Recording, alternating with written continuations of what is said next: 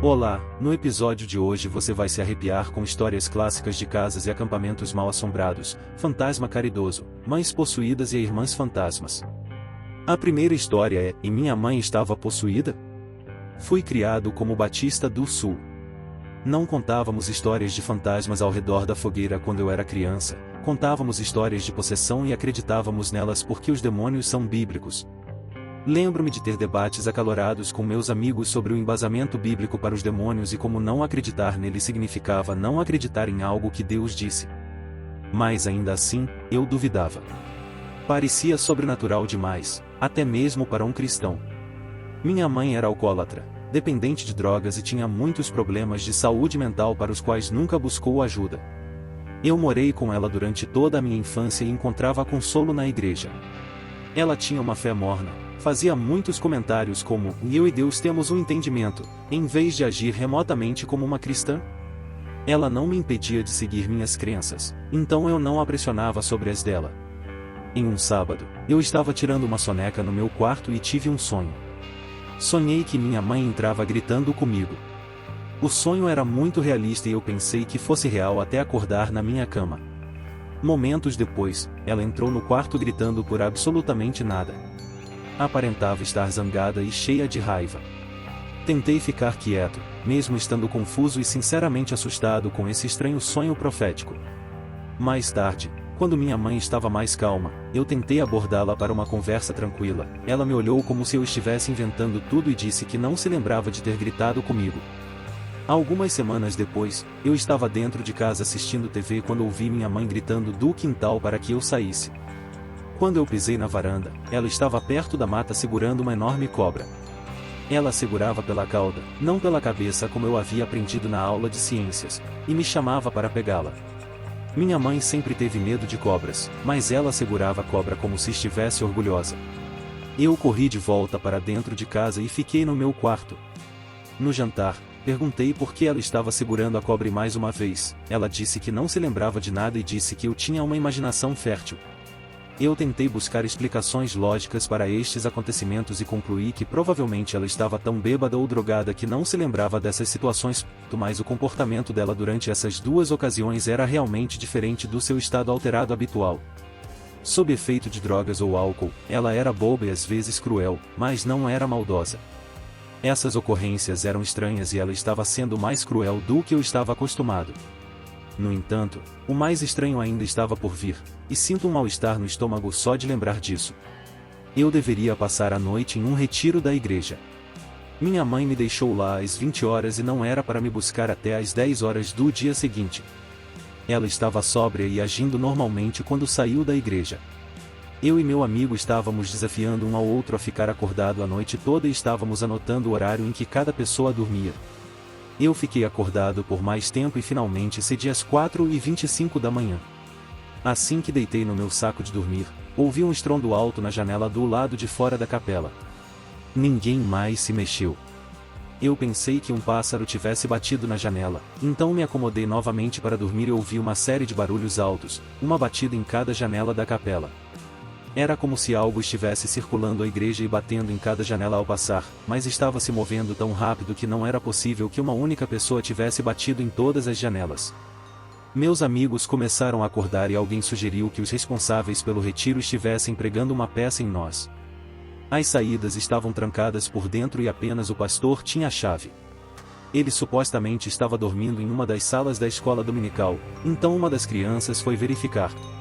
Ela voltou com o pastor e os estrondos pararam assim que ele entrou na capela. Contamos a ele o que tinha acontecido e ele disse foi verificar o terreno lá fora. Ele destrancou a porta da frente e soltou um grito alto o suficiente para nos fazer gritar de terror. Minha mãe estava em pé na porta da frente, parecendo selvagem, suja e suada. Ela estava ofegante murmurando entre os dentes. O pastor perguntou se podia ajudá-la e ela simplesmente passou por ele e foi em minha direção. Meu coração parecia que só continuava batendo por pura adrenalina e a última coisa que eu queria fazer era sair da igreja com a minha mãe, mas sentia que não tinha escolha. Ela não disse uma palavra, apenas peguei minhas coisas e caminhei em direção às portas. O pastor insistiu que eu não precisava sair e que estaria seguro na igreja naquela noite, mas eu o ignorei. Entrei no carro e ela me levou para casa em silêncio. Quando fui para a cama, ela ficou parada na porta do meu quarto, me encarando. Lembro-me de ver a luz da manhã surgindo antes de adormecer, ainda com ela na porta do meu quarto. Mais tarde naquela manhã ela parecia genuinamente chocada ao me ver sair do quarto para tomar o café da manhã. Ela disse que estava prestes a sair para me buscar no retiro e queria saber como cheguei em casa na noite anterior. Fiquei chocada porque mais uma vez, ela não se lembrava de nada. O comportamento da minha mãe poderia ser explicado por uma combinação de abuso de substâncias e doença mental, mas mesmo hoje, como um ateu adulto, eu me pergunto se algo mais sinistro estava acontecendo com ela. O próximo relato se chama E Mais Uma História Assustadora de uma Casa Mal Assombrada. Costumava rir dos programas de caça-fantasmas na TV e zombava abertamente das pessoas que acreditavam em fantasmas e meu marido era uma dessas pessoas. Eu achava que ele era apenas mais um fanático por esses assuntos. Mas então, quando eu estava grávida, coisas começaram a acontecer conosco, principalmente comigo. No início, as coisas aconteciam esporadicamente e eu conseguia encontrar explicações para tudo. Correntes de ar frio, portas abrindo sozinhas, luzes ligando ou desligando, sons de passos, odores estranhos do nada e aparições de figuras sombrias. Eu estava tão convencida de que fantasmas não eram reais que para cada evento eu tinha alguma explicação científica.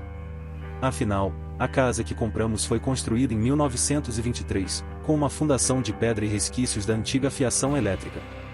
Os pisos não eram nivelados, as paredes tinham rachaduras novas, então pensei que tinha que ter algum tipo de movimento e acomodação. Conforme as coisas estranhas começaram a aumentar, eu comecei a ficar sem explicações. Pegadas na neve e na lama levando até a nossa casa, mas não saindo de lá.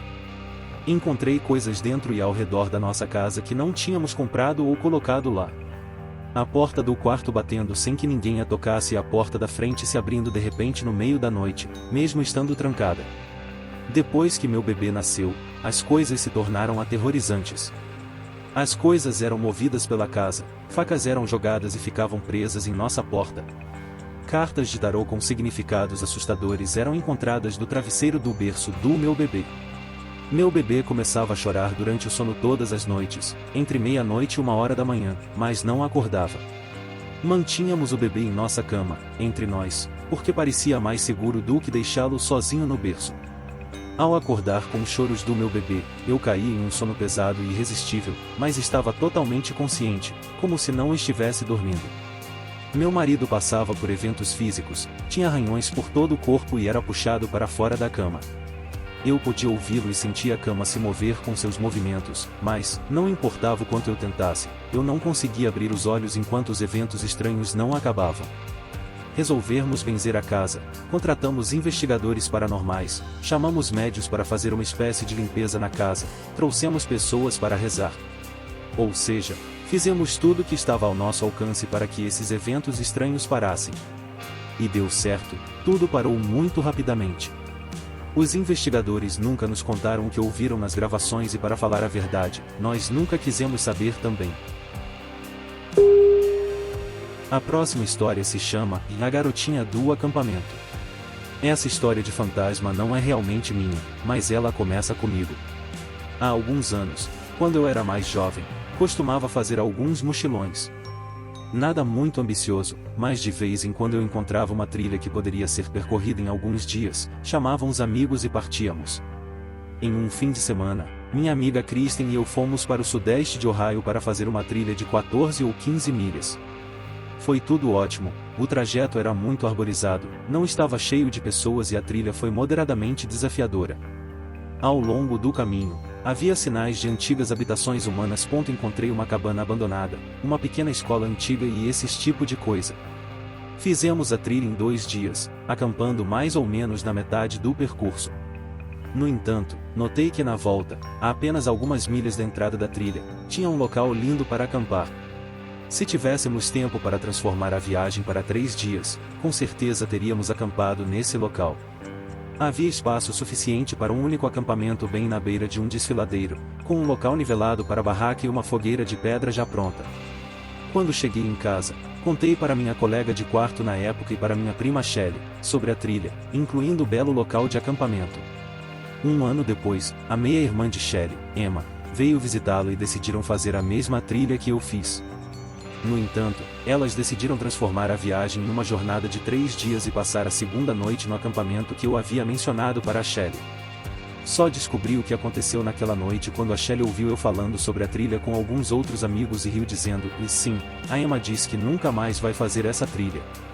Surpreso, perguntei o que tinha acontecido e foi aí que a Shelley me contou tudo e aparentemente, durante a segunda noite, na escuridão absoluta da floresta, Emma acordou com o som de uma mulher gritando bem do lado de fora da barraca. Ela ficou petrificada e se encolheu dentro do saco de dormir, ouvindo os gritos até que eles finalmente desaparecessem.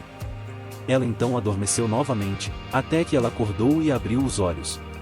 Olhando pela luz matinal fraca e sombria na frente da barraca, ela viu uma menininha agachada ali, olhando para ela, sussurrando, não acorde. Não acorde. A menininha desapareceu e Emma puxou seu chapéu sobre a cabeça e se encolheu dentro do saco de dormir e ficou esperando que Shelley acordasse para que elas pudessem sair dali. A Shelley dormiu a noite inteira e disse que não escutou gritos e nem viu a garotinha.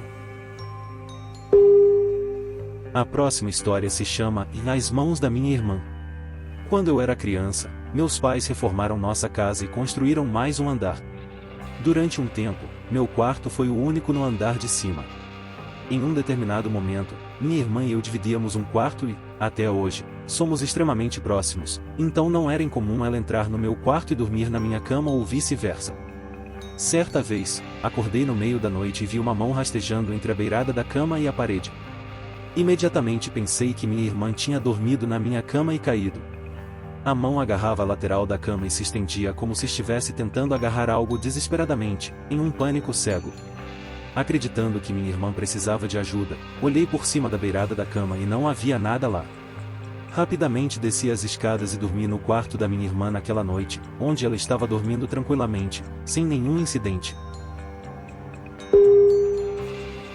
A próxima história se chama O Fantasma que Cuidava de Mim. Eu costumava trabalhar em uma loja em que todos diziam ser assombrada. Me disseram que era uma mulher ou uma drag queen, porque ouvia um som de saltos pela loja à noite. Eu não acreditava em nada disso e mesmo quando eu fechava a loja à noite e abria pela manhã, as camas para animais estavam todas alinhadas perfeitamente no chão ao longo do corredor e o alarme nunca tinha sido desligado ou disparado devido ao movimento. Também aconteceu de, certa manhã, eu ver uma barra de chocolate meio comida no chão, uma que não vendíamos. Eu ri disso, jurando que meus colegas de trabalho estavam apenas me pregando uma peça. Bem, uma noite, quando estava fechando a loja, já tinha percorrido toda a loja e estava com outro colega de trabalho.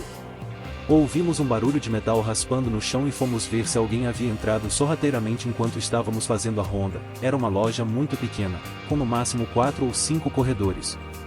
Não encontramos nada e então trancamos a loja. Na noite seguinte, ouvimos os saltos de alguém descendo o corredor em direção à nossa sala dos fundos e eu me levantei para confrontar quem quer que fosse, mas não havia ninguém lá. Minha caixa estava absolutamente horrorizada querendo ficar comigo em vez de fazer suas tarefas sozinha na loja. Depois de um tempo saí desse emprego, mas percebi coisas estranhas começando a acontecer na minha casa.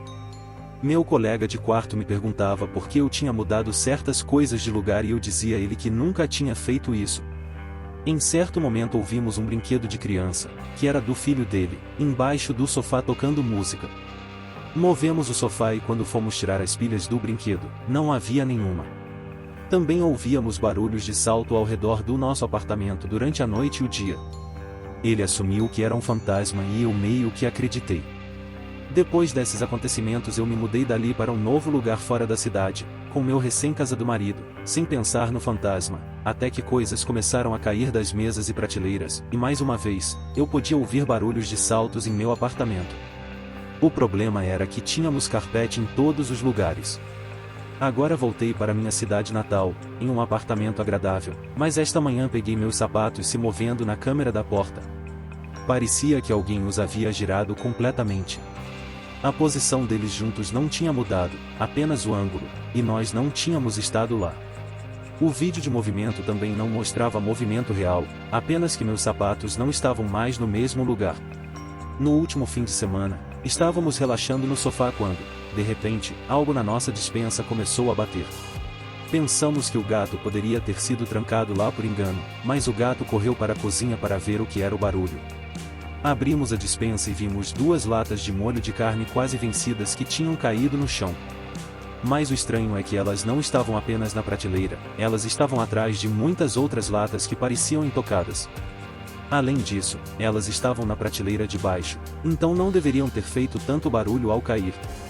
Não sei se neste ponto devo me livrar do fantasma porque percebi que as latas estavam prestes a vencer, então pensei que talvez ele estivesse tentando me dizer isso. Além disso, percebi que meus sapatos tinham um cheiro ruim, o qual eu não teria percebido se eles não tivessem sido movidos, já que não uso esse par com frequência. O fantasma está sendo agressivamente amigável e eu não quero ser rude. Quem sabe algum dia ele pode me alertar sobre algo mais grave. Quer ver sua história aqui no canal?